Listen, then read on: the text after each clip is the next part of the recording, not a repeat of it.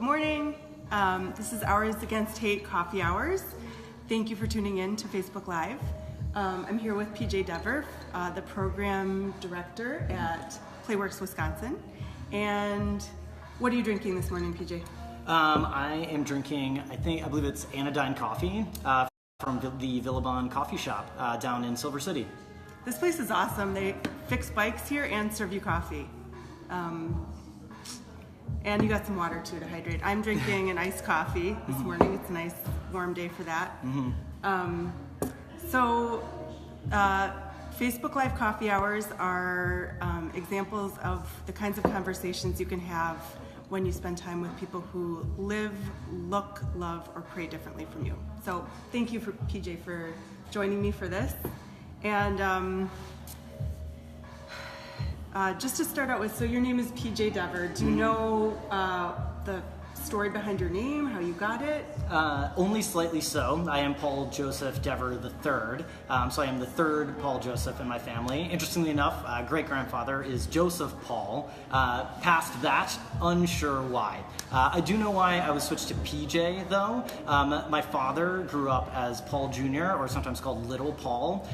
We're a family of short men, so he did not like that. So as soon as I was born, to differentiate me and to make sure I was not called Littlest Paul, I believe that's why it was PJ. So I've been PJ my whole life, and even now when I write PJ, I actually don't even put the dots, so people might not even know that it's initials, because I feel like it just is my name. Well, and you were telling me before what happens, you're from, where are you from originally? Marlton, New Jersey, so a suburb of Philadelphia, so just a little bit away from the Delaware River. And tell me about kind of the, I would say, culture in New Jersey as compared to Wisconsin. Sure. From your experience. Right.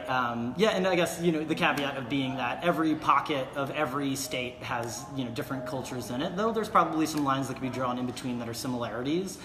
For me, in my experience, and I've lived in a lot of different areas in New Jersey, went to college in New Jersey as well, lived in South Jersey and North Jersey, but where I grew up in the town of Marlton, kind of a sleepy suburb with just some regular housing developments, schools, some highways, traffic everywhere. Bagel and hoagie shops, though that is different in Wisconsin, definitely. I think the culture is really interesting, and I didn't really realize until I moved to Wisconsin, is that there was a lot of keeping up with the Joneses, or trying to show off in a variety of ways. So either what you own, or how well your kids are doing in certain things, how well you're doing in your career, in a way that went beyond just being proud. It was more of to, kind of gain power through showing that you are superior in some way.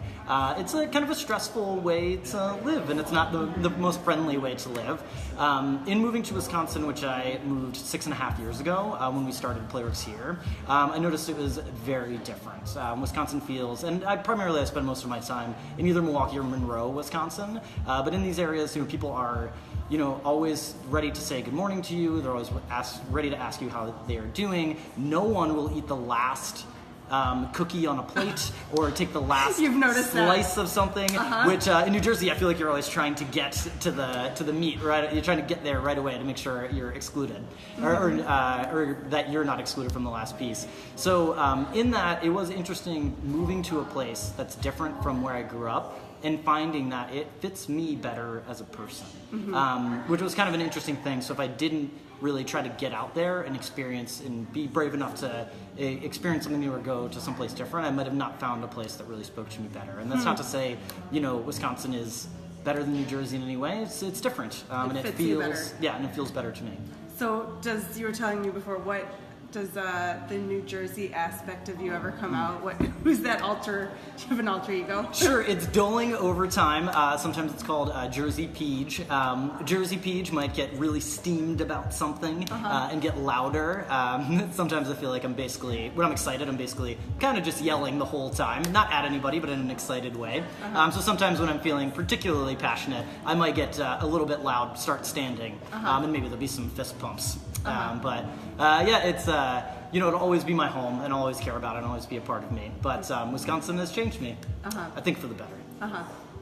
And tell me, what do you know about your family history, like immigration-wise, when your family came to this country, at least part of it? Sure.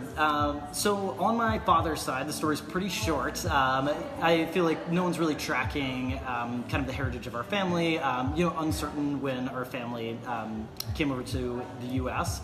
On my mother's side, very different. My grandmother, she immigrated here when she was in her 20s, and she came from Ireland.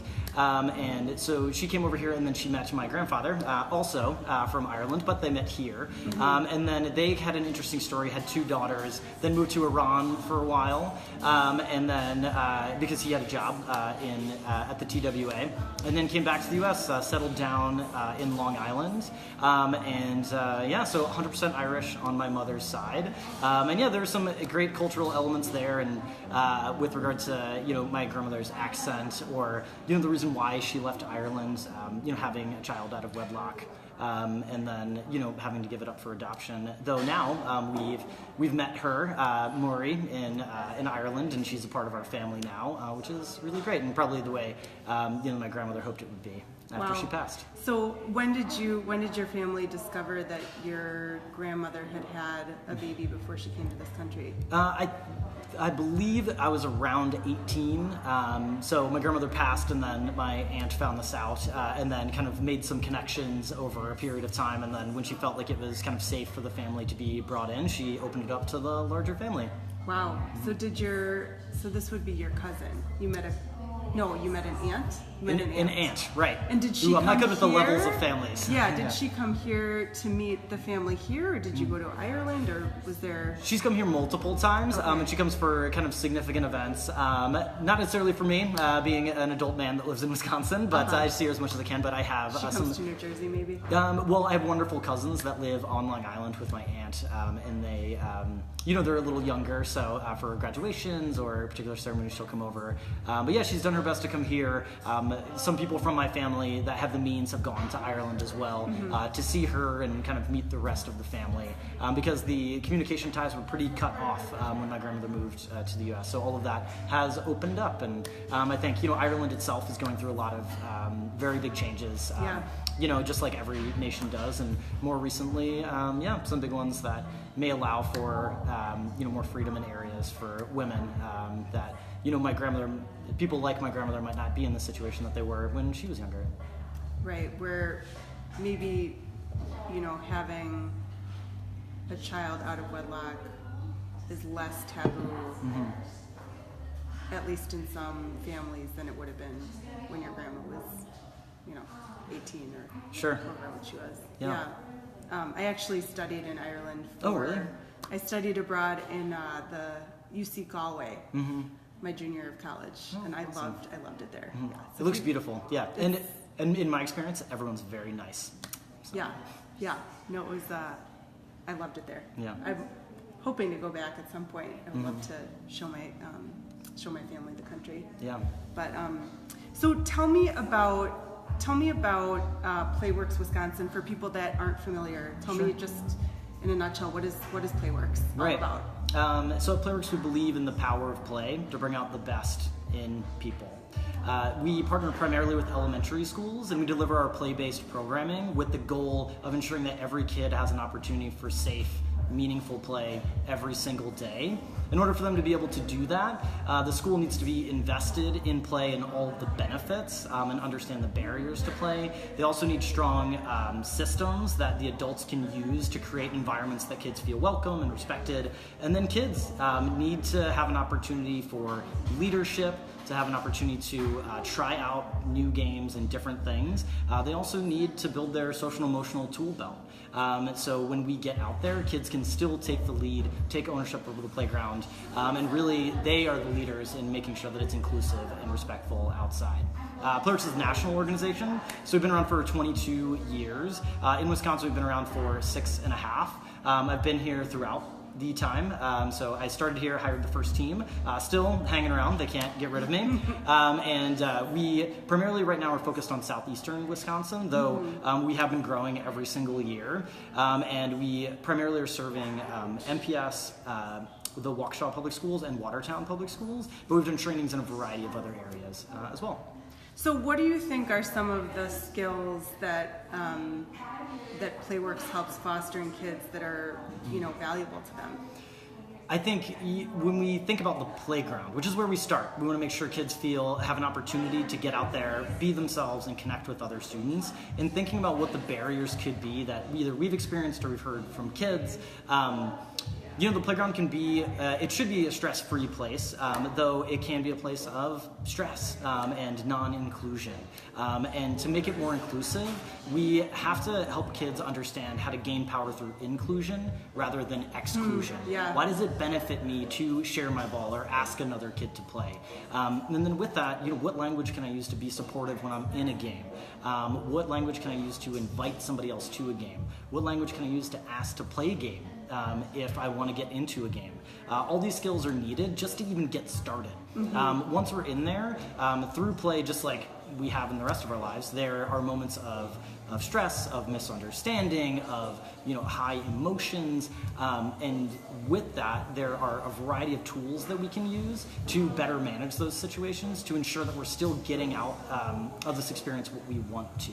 So it could be emotion management after something negative has happened, conflict resolution strategy when we are in an argument with somebody else, so that we can really own the solution, figure it out ourselves, and get right back to play. When you're at recess, you could argue about who's going to pitch in kickball for 10 right. minutes, or you could just quickly rock, paper, scissors it, and you're back to playing in 15 seconds, and then you're getting as many kicks as you can. Because let's be honest, in kickball, what you want are kicks. That's hugely important. Right. So the faster we resolve conflicts, the happier we are and we can move forward, the more kicks we can get. So obviously a huge benefit for kids as well. What kinds of differences do the schools that are involved in Playworks notice in the classroom? Like, is there a noticeable difference outside of the recess time? Sure. I think there's a lot of different things. We're thinking just after recess time, there's a huge difference. So at Playworks, we have seen teachers say that they get measurable teaching time back throughout it's 20 plus hours that they get back in a school year. Wow. And one of the reasons for that is because all the things that happen on the playground, we carry with us into the classroom. So those things that happen on the playground, the experiences that we have, they can be positive ones that we bring back into the classroom and they fuel us for the rest of the day, or they can be negative ones that distract us, or the conflicts come with us into the classroom afterwards. And then so teachers are spending a lot of time after recess just kind of managing all of these challenges. So if you have strong systems, strong social skills on the playground and recess goes great, after recess will go great. Now, things that I mentioned before around emotion management, maybe even emotion identification, these are things we can practice through play. We can discuss our experiences through play, and we can practice our tools through play. Those things that I just mentioned around emotion management, emotion identification are huge for the classroom. If I'm a student that's struggling at my desk and I can't figure out a problem, I'm thinking about, and if I'm an adult, it's like, how do I create resiliency, or how do I get a kid to push through when they are challenged, or greet the challenge in a way that is positive, so they're looking to challenge themselves. These skills apply to those moments as well. So if I'm frustrated in a kickball game and I'm using a 5-breath technique during that time to just manage my emotions, I can do the same thing when I'm taking a test in the classroom. But now I practiced it on the playground, it's worked for me there, and it can work for me in the classroom as well. That sounds great. How do schools, if schools are interested in the work that Playworks does and interested in maybe getting some strategies for them, how do they engage with Playworks? Call me. So in Wisconsin, we have a regional office here. It's in Silver City.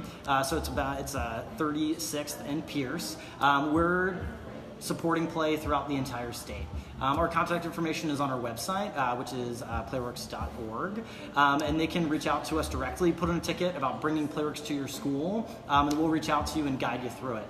If you're just interested in resources, you can go to recesslab.org. There's games on there. There's an assessment tool that you can use to assess your recess to see where it is right then, and depending on areas of success or areas where you're struggling, Playworks will send you a number of free resources, game guides, system setups, equipment systems, to get you started independently on your own. Wow, that's great.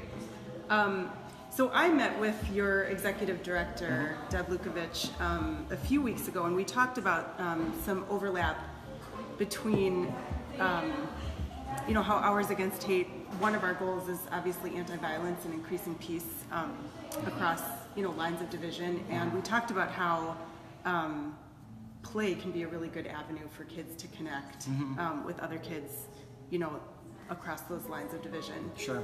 So tell me a little bit about, we kind of planned for Playworks to create some modules for Hours Against Hate for schools that are engaging in Hours Against Hate, that some activities they can use in that time. Yeah, so we have a wide variety of games. Some are traditional playground games, and some are just ones to provide an opportunity for people to de-inhibitize, to get closer together, to start the sharing process, so that once we get into maybe trying something new, say it's a basketball skill, or to put ourselves out there in a situation where everybody's watching us, we need to make sure that everyone feels emotionally safe before we do that. So we have a variety of icebreaker games or de-inhibitizing games that help us do that. So I would imagine starting a session with a game where maybe we're all standing in a circle and we play a game called I Love My Neighbor. In I Love My Neighbor, it's very safe. Everyone has the same rules, and each person gets an opportunity to share, but in a very easy, accessible way. One person walks in the middle, they just share something that they love, and they might say, I love tacos. And if you also love tacos, then you have to find a new spot in the circle, high five somebody along the way, and then someone will not have a spot, they'll come to the middle and share something that they love. If you think about that game in itself, it's very accessible. There's not too many rules. You get to share something about yourself. You get to see if other people enjoy that thing as well. Right, you find areas where you connect. Right, areas that we connect, and I think particularly for Hours Against Hate, putting people, purposefully trying to get people together that maybe feel like, we come from different worlds. How are we going to communicate with each other? I think starting with something like this gives people an opportunity to just kind of explore easy areas where they might have commonalities or not, and that's okay. But we did just have an experience together where we were on the same playing field, playing with new rules that we both were new to that day, and even that experience itself is meaningful to kicking off a session where we can have better, more meaningful dialogue from the start. Well, I'm really excited about the work that Playworks does, and I'm very excited to get these collection of icebreakers and games that can be specifically used for Hours Against Hate. So thank you for spending the coffee hour with me today. Thank you for joining us, and look forward to seeing you next week.